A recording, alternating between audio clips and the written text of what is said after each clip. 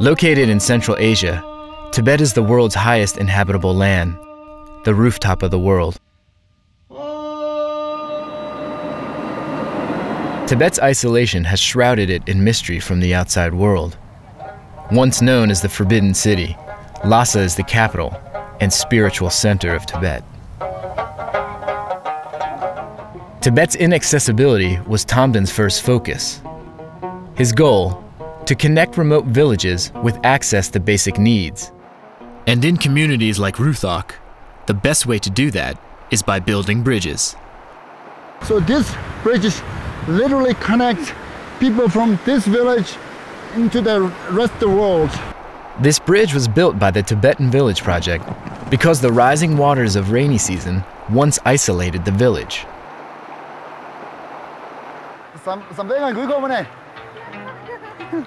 But today, the bridge is the center of the Ruthok community's rush hour traffic.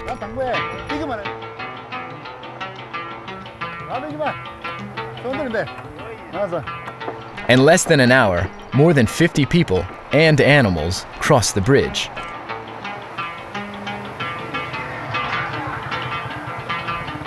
When I first came to the United States, I didn't speak any English. I came with basically $3 in my pocket and suitcase full of books, and I worked very hard to get through school. It was while studying at university that Tamden received the news that changed his life forever.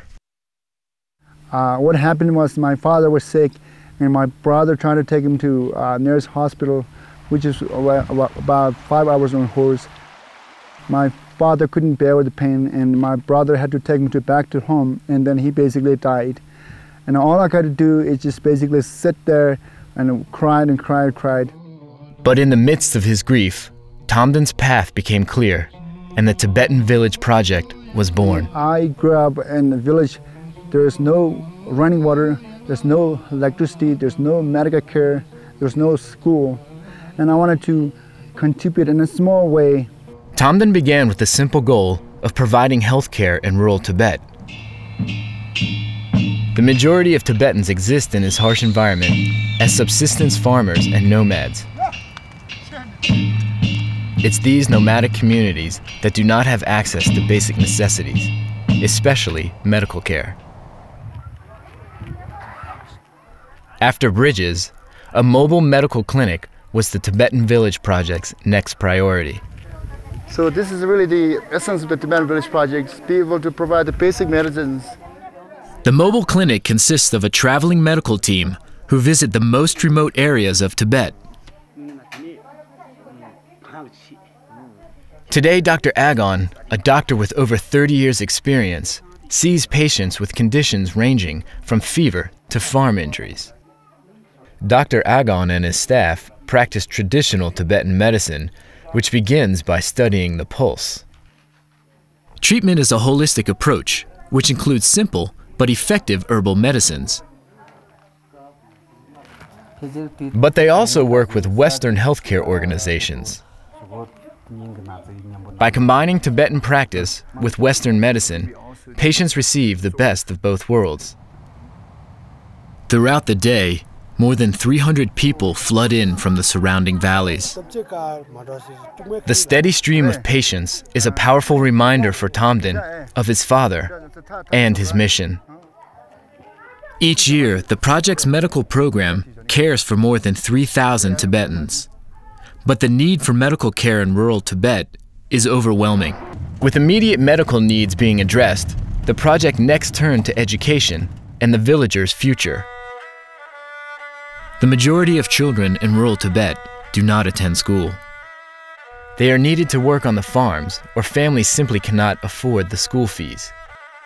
As a result, most children are trapped in the cycle of poverty. Tamden's Tibetan Village Project is currently supporting several schools.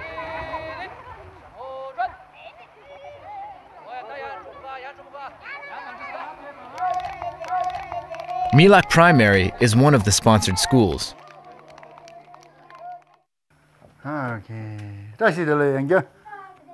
We arrive and students are sharing half-torn textbooks.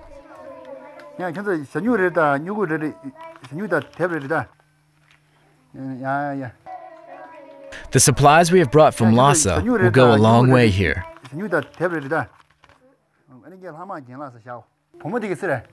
We provide each student with textbooks, notebooks, pencils, and even a few toys.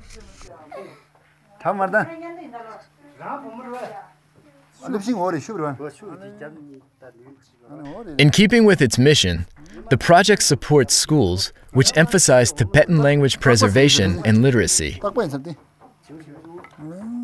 These school children will ensure that the Tibetan written word and culture survive another generation. Located near the town of Teshal is the Tibetan Artisan School. Here Tamden and his childhood friend Sering support a new generation of craftsmen and women who are learning the skills of traditional trades. Boys are learning to make furniture and ornamental chests, while girls are making traditional clothes.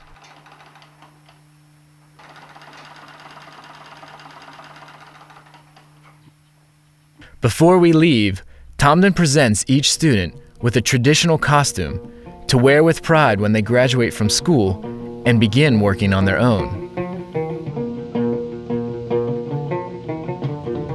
Tamden's journey would not be complete without one last stop, to the Drikung Valley and the village he left as a boy.